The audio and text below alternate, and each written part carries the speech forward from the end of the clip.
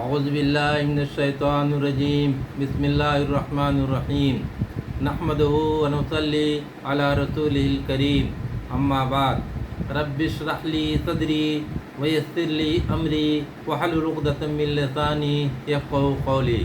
معزز سامعین کرام، آج میں ہمارے دوسرے خلیفہ حضرت عمر بن خطاب رضی اللہ تعالیٰ عنہ کے بارے میں انشاءاللہ کچھ روشنی ڈالنا چاہتا ہوں۔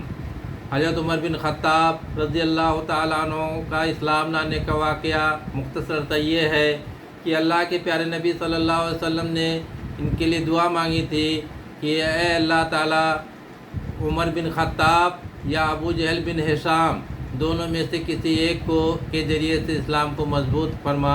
تو اللہ تعالیٰ نے حضرت عمر بن خطاب رضی اللہ تعالیٰ عنہ کے بارے میں دعا قبول فرمائی اور حضرت عمر بن خطاب رضی اللہ تعالیٰ عنہ اسلام لائے۔ اسلام لانے کا واقعہ یہ ہے کہ اللہ کے پیارے نبی صلی اللہ علیہ وسلم ایک صفا پہاڑی کے قریب ایک گھر میں موجود تھے۔ حضرت عمر بن خطاب رضی اللہ تعالیٰ عنہ وہاں تشریف لے گئے۔ اس وقت تک ایمان نہیں لائے تھے اور آپ صلی اللہ علیہ وسلم کے سامنے بیٹھ گئے تو آپ اللہ کے پیارے نبی صلی اللہ علیہ وسلم نے حضرت عمر بن خطاب رضی اللہ تعالیٰ عنہ کا گریبان پکڑا اور کہا، خطاب کے بیٹے اسلام لیا، اور اللہ تعالیٰ سے دعا کری۔ اللہ کے نبی صلی اللہ علیہ وسلم نے کہ اے اللہ اسے ہدایت فرما۔ جیسے اللہ کے پیارے نبی صلی اللہ علیہ وسلم نے دعا فرمائی حضرت عمر بن خطاب رضی اللہ تعالیٰ عنہ کے لیے، اللہ تعالیٰ نے آپ صلی اللہ علیہ وسلم کی دعا قبول فرما لی۔ انہوں نے فوراً گواہی دے دی، اشہد اللہ الہ الا اللہ و اشہد انک رسول اللہ، یعنی فوراً اسلام لے آیا۔ اشہد اللہ الہ الا اللہ اشہد ان محمد عبدہ و رسولہ کی گواہی دی کہ اسلام میں داخل ہوئے۔ ان کے اسلام لاتے ہی لوگ مسلمان اتنا خوش ہو گئے، اتنا زور سے نعرے تکبیر لگائے کہ پورے مکہ کی گلیاں گونج گئیں، پورا مکہ دہل گیا۔ اور حضرت عمر بن خطاب رضی اللہ تعالیٰ عنہ اتنے بہادر تھے، اس سے پہلے لوگ جو اسلام لاتے تھے اپنا اسلام چھپاتے تھے، یہ سب کو گھر میں جا جا کے بولتے تھے بڑے بڑے ترم خان لوگوں کو، مکہ کے سردار لوگوں کو، کہ عمر اسلام لے آیا ہے، جو کرنا ہے جو بگاڑنا ہے بگاڑ لو۔ یہ ان کی جرات تھی، ان کی بہادری تھی۔ اس کے بعد اسلام لانے کے بعد ان کا مرتبہ مقام اتنا بڑا ہے کہ اللہ کے پیارے نبی صلی اللہ علیہ وسلم نے حضرت عمر بن خطاب رضی اللہ تعالیٰ عنہ کے بارے میں فرمایا، اگر میرے بعد کوئی نبی آتا تو عمر بن خطاب آتے۔ حالانکہ آپ صلی اللہ علیہ وسلم کے بعد کوئی نبی آنے والے نہیں قیامت تک، لیکن یہ مقام تھا کہ اگر کوئی نبی اللہ کے پیارے نبی صلی اللہ علیہ وسلم کے بعد پیدا ہوتا تو عمر بن خطاب رضی اللہ تعالیٰ عنہ پیدا ہوتے۔ عمر بن خطاب رضی اللہ تعالیٰ عنہ کا یہ مقام ہے کہ آپ صلی اللہ علیہ وسلم جب معراج پہ گئے تھے اللہ کے پیارے نبی صلی اللہ علیہ وسلم، تو معراج میں جنت میں ایک محل دیکھے تو فرشتوں سے اللہ کے پیارے نبی صلی اللہ علیہ وسلم نے پوچھا یہ محل کس کا ہے؟ تو فرشتوں نے جواب دیا کہ حضرت عمر بن خطاب رضی اللہ تعالیٰ عنہ کا محل ہے۔ آپ صلی اللہ علیہ وسلم کے دل میں خواہش پیدا ہوئی کہ اس کو اندر جا کے دیکھوں، لیکن آپ صلی اللہ علیہ وسلم حضرت عمر رضی اللہ تعالیٰ عنہ کی غیرت کی وجہ سے نہیں دیکھے۔ اس کے بعد حضرت عمر رضی اللہ تعالیٰ عنہ جس راستے سے گزرتے تھے، ان کا یہ رعب تھا، اللہ تعالیٰ نے ان کے اندر اتنی بہادری پیدا کی تھی، اتنی دہشت تھی کہ شیطان اس راستے سے نہیں گزرتا تھا، اس کو اتنا ڈر اور خوف تھا حضرت عمر بن خطاب رضی اللہ تعالیٰ عنہ سے۔ حضرت عمر بن خطاب رضی اللہ تعالیٰ عنہ کے زمانے میں بہت سارے فتوحات ہوئے، لگ بھگ تقریباً آدھی دنیا فتح ہو چکی تھی۔ بیت المقدس حضرت عمر فاروق رضی اللہ تعالیٰ عنہ کے زمانے میں یہ فتح ہوا، لیکن ان کی سادگی کا یہ عالم تھا کہ جب بیت المقدس فتح ہوا وہ چابی نہیں دیا، وہ پادری بولا ہم امیر المومنین کو دیں گے۔ تو حضرت عمر بن خطاب رضی اللہ تعالیٰ عنہ جب بیت المقدس کے لیے روانہ ہوئے چابی لینے کے لیے، تو ایک ہی سواری تھی، تو غلام تھا اور آپ تھے، تو آپ نے یہ راستہ متعین کر دیا کہ ایک میل تم بیٹھو گے، ایک میل ہم بیٹھیں گے، ایک میل ہم نکیل پکڑیں گے، ایک میل تم پکڑو گے۔